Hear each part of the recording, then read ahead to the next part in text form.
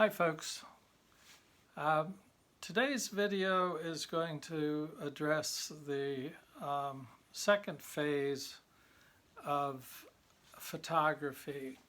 The first phase was the early experiments, and it was primarily done by scientists who had an idea that maybe it would become commercially viable, but it was more done for scientific purposes.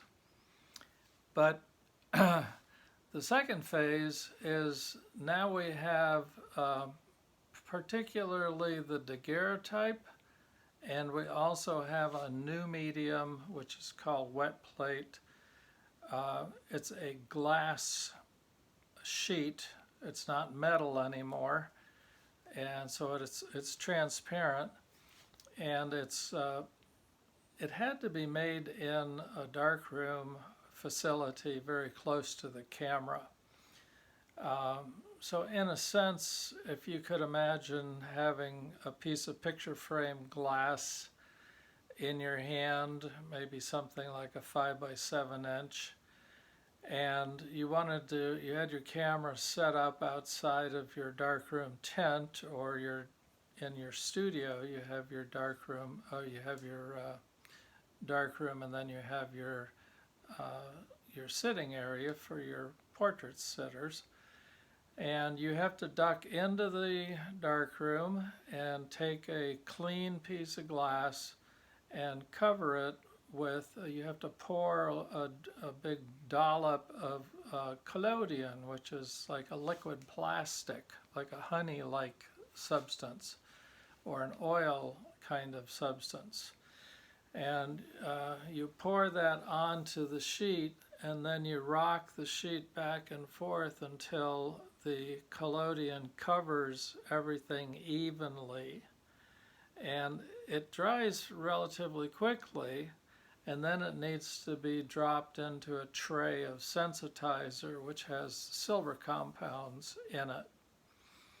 And then you take it out of that and let it dry a little bit, and you put it into a film carrier which has dark slides, so the film is encased in a little rectangular narrow box, and it has dark slides that will be, once you get it into your camera, then you pull the dark slide back and take your picture on it.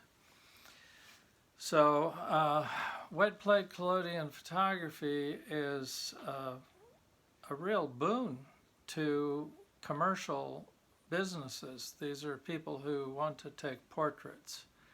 And in classroom, I usually go around the room and say, how many pictures do you have of your loved ones on your phone? Or are you still carrying wallet-sized pictures of friends and loved ones?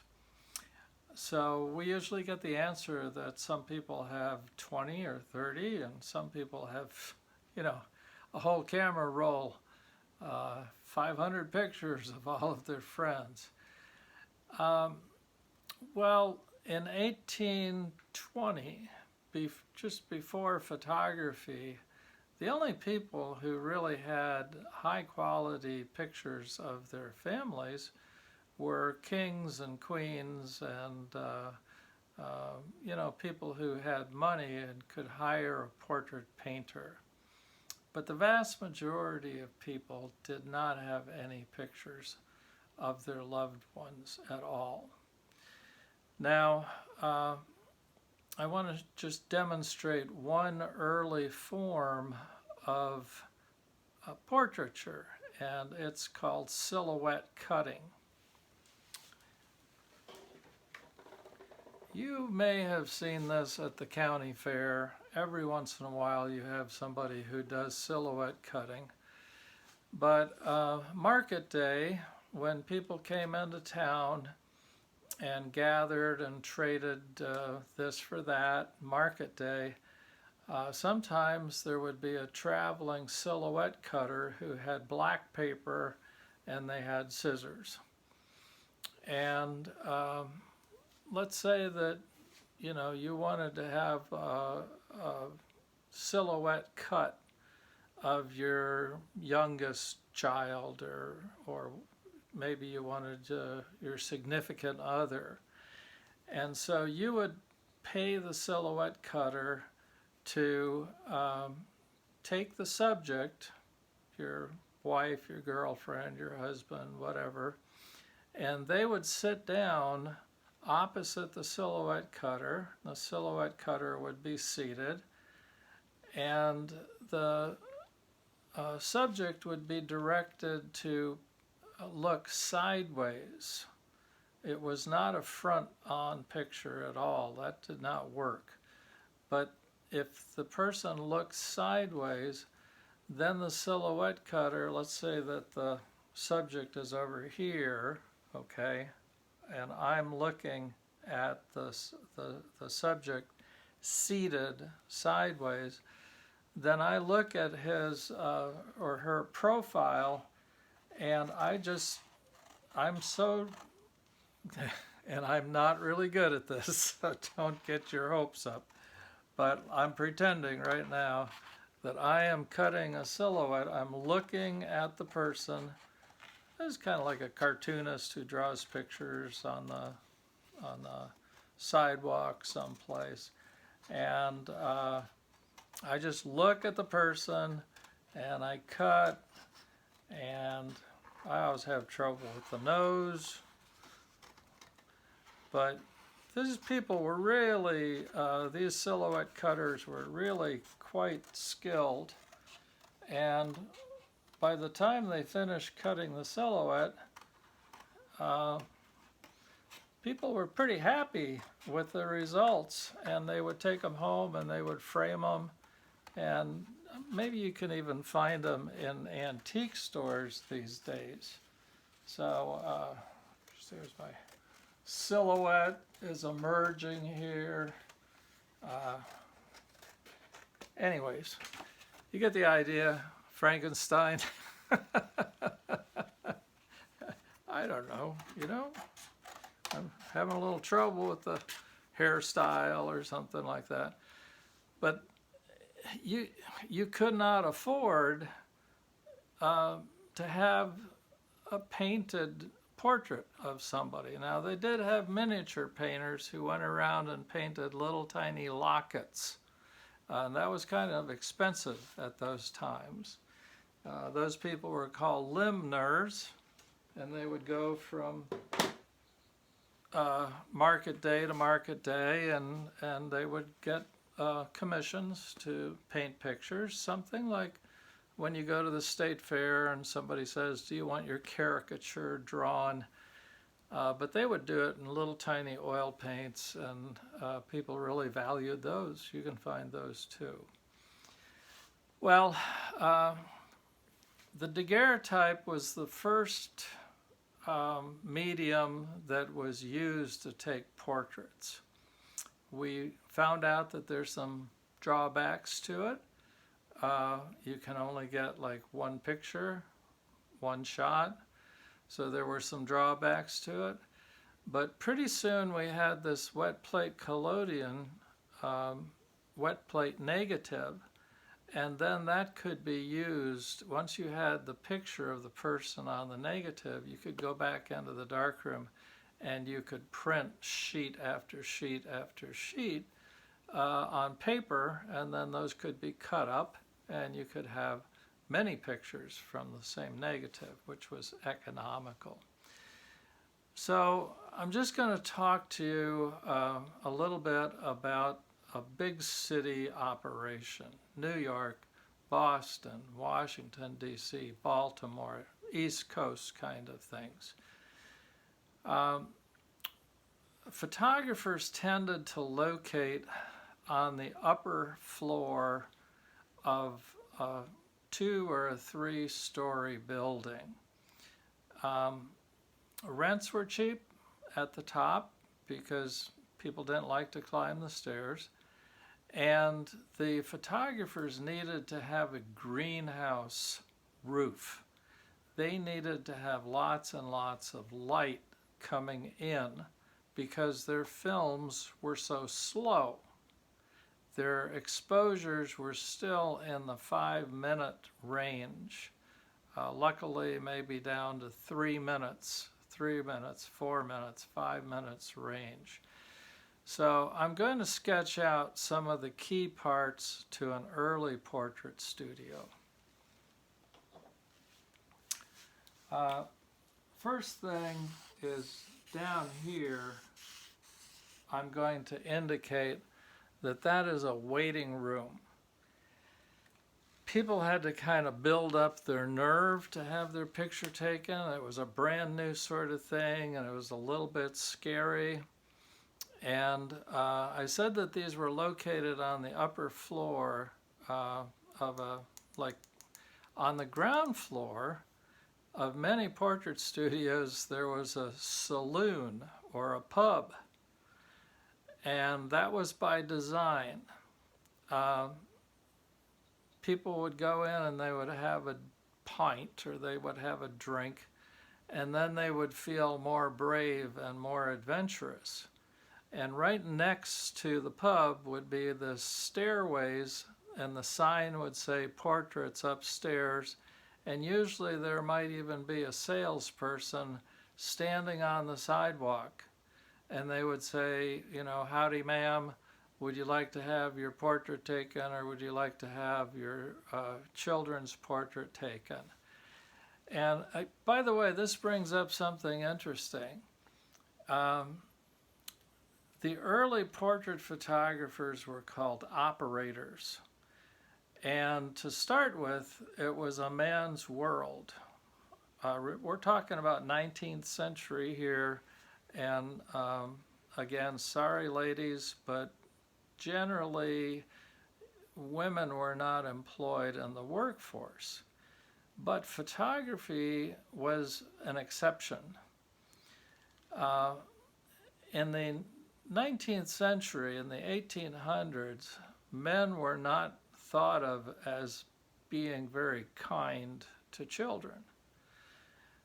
And so going up to a daguerreotypist or going up to a portrait photographer and having a man direct children, it scared the kids. It scared the children.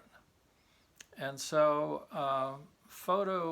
portrait photos studios had several people working in maybe several different rooms, and some of these operators would be women. They would be hired on, and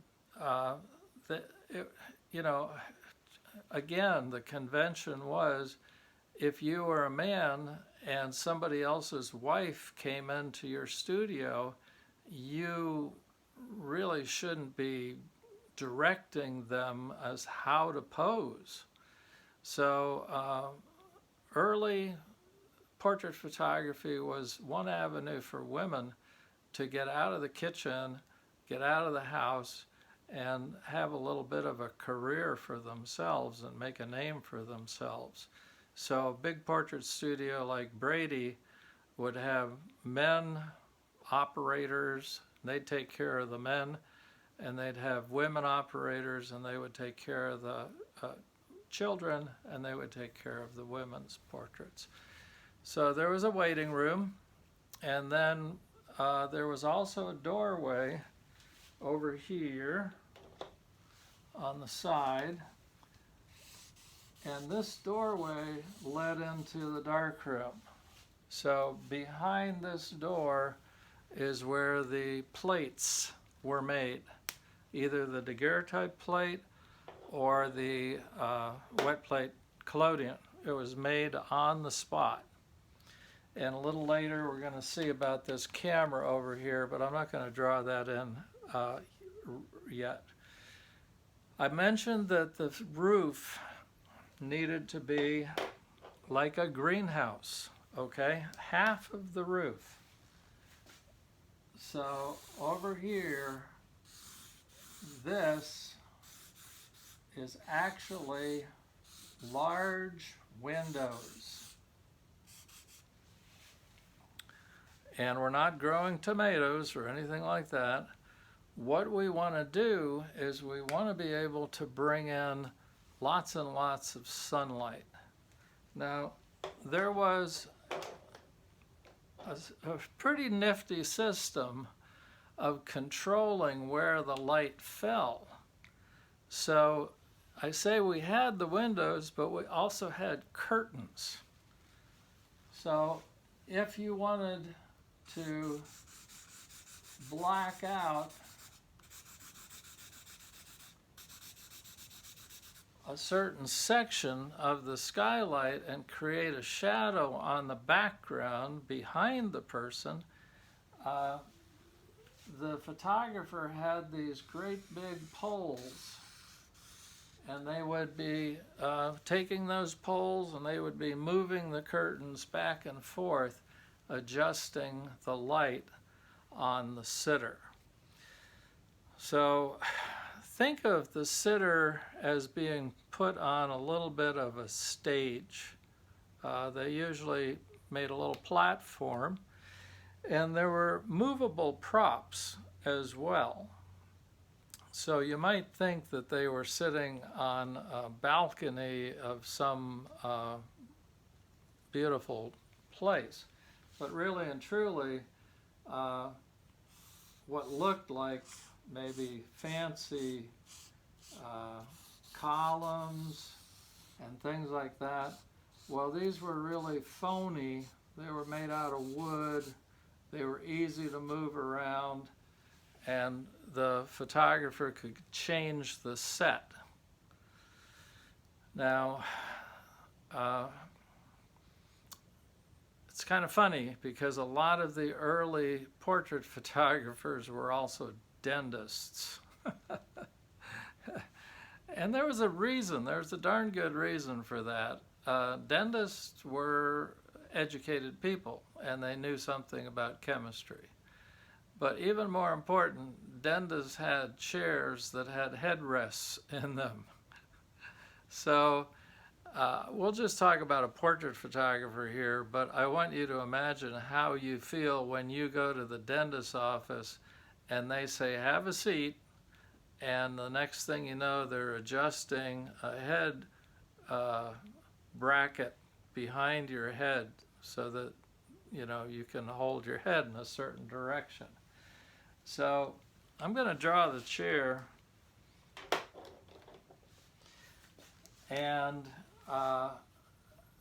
it's probably a fairly substantial kind of piece of furniture because we wanted our sitters to be comfortable, but we wanted them to be non-mobile. We wanted them to be stationary. So they'd probably have arms on the chairs so that they could lean on that. And then they had this device right up here, which the camera could not see, okay?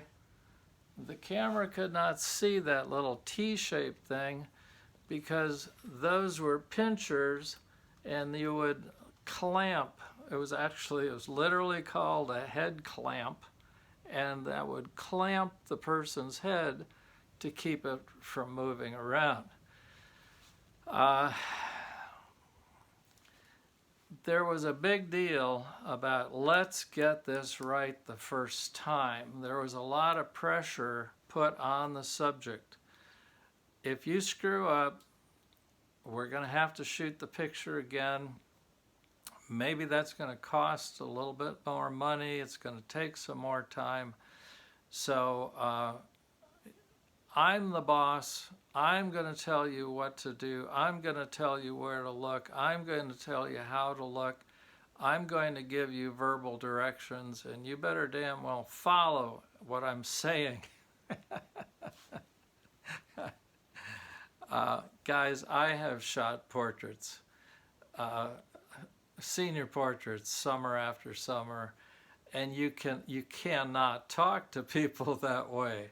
But in the early portrait studios, you were like a dictator, and you did talk like that to people. Today we call this establishing photographers' rapport, making people comfortable so that they'll give you a natural expression. Uh, it doesn't take long, as you read about early portraiture, to figure out the reason that people were not smiling was because they had to be still.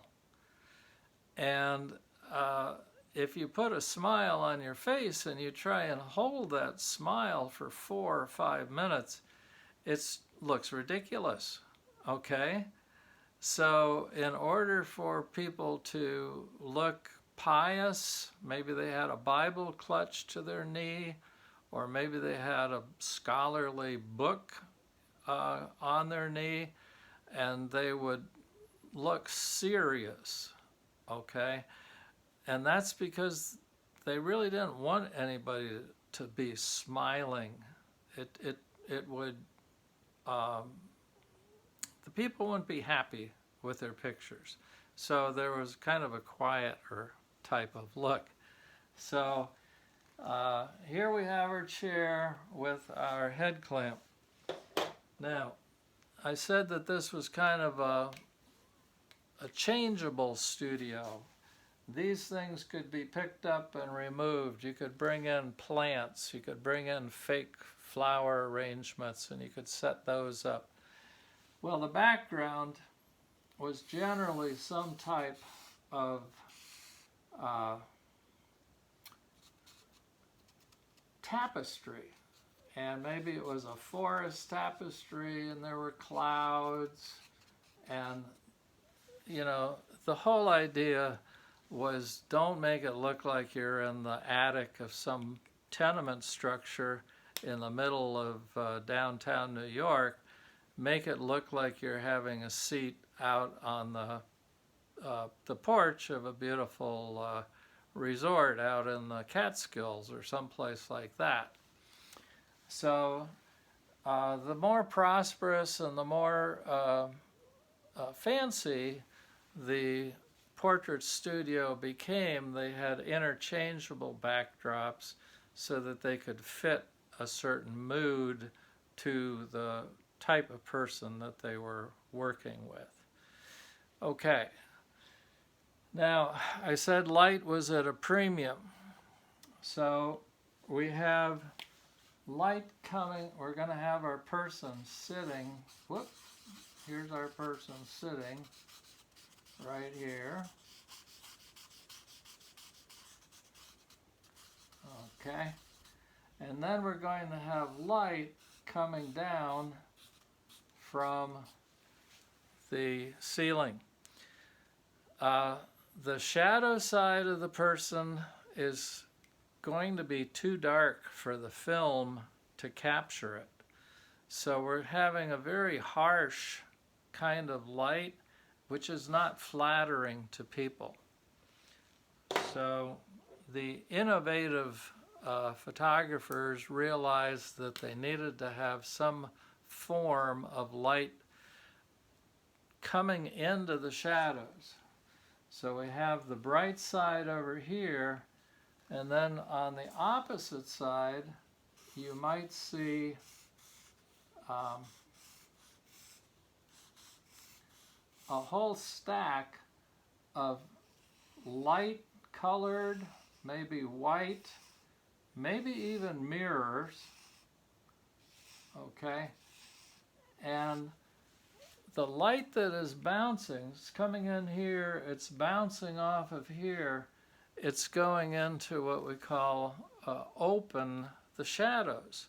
And when you open up the shadows, then you get a much more pleasant rendering of a person's face. It doesn't look like they're scary monsters. They look like they're real people, even if they look like they're pretty serious real people. Okay.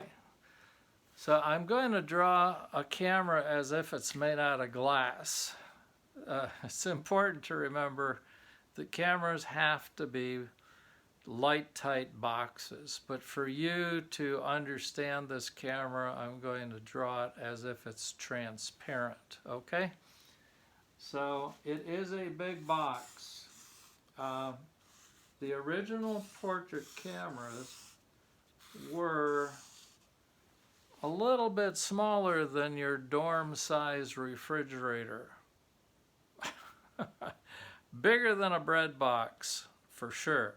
Okay, so it might be 2 feet cubed, something like that, big. And they were on rolling supports. They weren't even on tripods. They were on very big rolling platforms.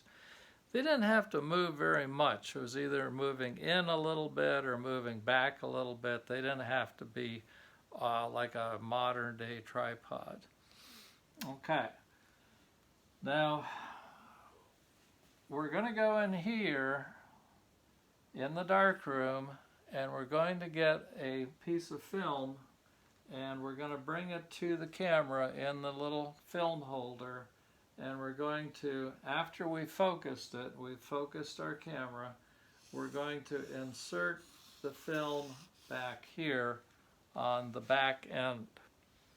And then we're going to pull the dark slide out so that the film can catch the light that's coming in through the lens.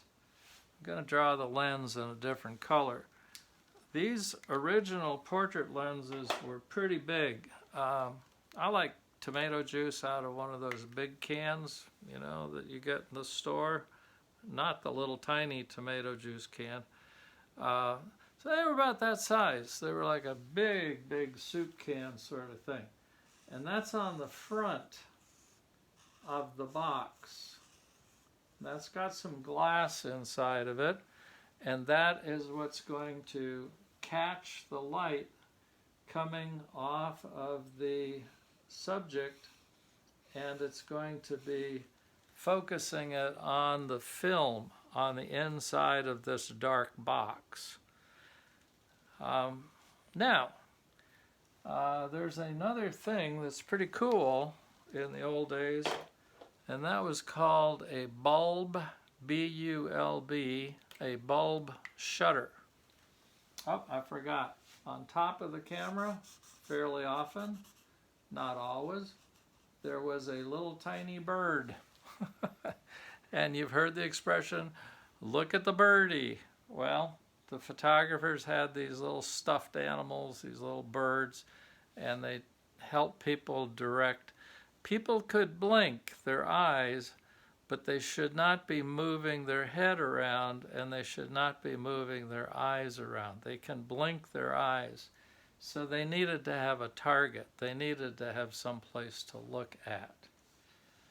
Now, in order to get this process started, the photographer would take off the lens cap. They'd remove the lens cap, and then they had this thing that was a rubber ball with a rubber tube that went over to the camera shutter.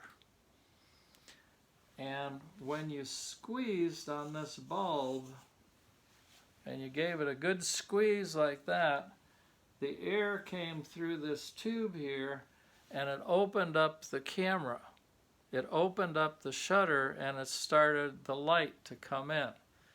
Now, the photographer's stance would usually have one hand, and his pocket watch or stopwatch would be in one hand, and the bulb would be in the other hand, and then he would be sometimes shouting, don't move, freeze. And I've even read that some of them say, stay as still as death, as if you were dead. Do not move a muscle. Well, if you tell somebody to stay as still as death, how do you think they're going to look? They're going to look kind of serious, aren't they? So this device here is a pneumatic bulb exposure, and these days I can go pick up a DSLR camera, a modern DSLR camera, And if I want to take a really long exposure, I can go down to 5 seconds, I can go down to 20 seconds, I can go down to 30 seconds, and then the next thing that comes up, the next slowest thing is called B. B stands for bulb. And what that means is if I put my DSLR camera on a tripod, I'm taking a nighttime shot here, I can hold my finger on the shutter button and just hold it down like I'm squeezing a bulb. And as long as I'm holding it down, I will be taking a time exposure. I'll be taking a 2-minute or a 3-minute or a 5-minute picture. Now they have little clamps and little devices so you don't have to sit there and hold it. But in the old days, you had this pneumatic tube right here. So this person would have to freeze and stay still. They could blink their eyes, but they could not move their head side to side. And sometimes they had to go through a face powdering so that their face would be more reflective. So they had a white, good old-fashioned white face powder that they would put on them. And they had lights bouncing sunlight back this way. This is called fill lighting. They had the main light, the main set of light and shadows. They still wanted to have some shadows, but they had to be what's called open shadows so you could see detail in there. So my challenge to you guys, and you're going to need to have a friend or a family member or something like that, is that I would like you to experience the pain and agony, the suffering of what it was like to sit for a portrait. So you're going to need to get a fairly solid chair, maybe a ladder back chair, and back it up to a wall so that your back is right up close against the wall. And then I want you to get a towel and I want you to wrap it around and around, make kind of a pillow out of it, put a rubber band around it, and then I want you to put that between your head and the wall, and I want you to rest your head back as if you are in a head clamp. And then I want your friend or your family member to time you. I'll be really easy on you, 3 minutes. I want you to try and sit there and look at one object for 3 minutes without moving your head this way or that way. I don't want you to try and smile. I know sometimes family members will make jokes and they'll make you laugh, but tell them this is serious, that you have to do this for your photo class. All I'm trying to do is make you have some empathy for the person who's having to suffer through this picture taking process. And by golly, it was worth it. When things came out right, people were ecstatic. They were so happy that they had a picture of their loved ones. On a very dark note here, the first pictures of people were actually taken at funeral parlors. The camera would be brought in and somebody would be propped up in a chair to make it look like they were sitting, and they were dead. They weren't moving. And maybe they had a 10 or maybe they had a 20-minute exposure.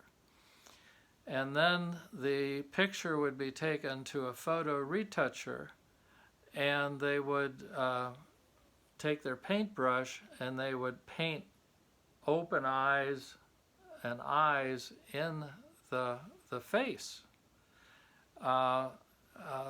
So the 19th century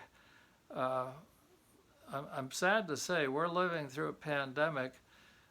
They had many pandemics, and infant mortality, little babies would die, and the moms and the dads would carry them, their bodies, they would carry them to the portrait studio, and they would put them in a little cradle, and they would put beautiful blankets and pillows, and they would take their pictures before they buried them, so they had a memory, and they would look like they were just sleeping. And you know, this is the sort of thing that really touches me, because I just have a brand new granddaughter, and having the experience of being around young children. I'm so glad that we have medical science that's able to keep these kids with us, rather than, you know, back then families had 12 or 14 kids, and they were pretty lucky to have 7 or 8 of them survive whooping cough, or some of the childhood diseases that now we have vaccines for. So I don't want to leave you on a low note. That all ended pretty quickly, and the cities started to draw up laws that prevented that thing from happening, and hopefully people were able to, at this stage in the 1840s and the 1850s, they were able to take their kids in and have pictures of them when they were alive, and hopefully cross your fingers that nothing happened to them after that. So this is a booming business. This is like a fad that sweeps across the world. Affordable portraitures, portraits for the masses. And like Matthew Brady, you'll probably be reading about him. He was so successful that he opened up studios in different parts of the country on the East Coast. It was a way for people who wanted to make money to make a lot of money, and it was a way for normal everyday folks to have loved ones remembered through the pictures. And it's never stopped. We definitely, the vast majority of all pictures taken today are of people. They may not taken in a studio, and they're not taken with all of this folderol, but people like to take pictures of people, and they want to remember their folks. So don't forget, make yourself a mock-up studio, and I want you to live through. You can blink your eyes, okay? It's okay to blink your eyes, but don't be looking around to the left or to the right. And then I might even ask you a little bit about how did you feel during that time period. I might put up a little feedback clip on Canvas to get some responses from that. So I hope that this was a, when electrification came along, all of a sudden we didn't have to worry about all of this stuff. We had electric lights, but that was in the 1890s and the early 1900s. So from the 1840s through the 1900s, photographers had to use natural light to take pictures. And I hope this helps you understand an interesting time in photography. See you later.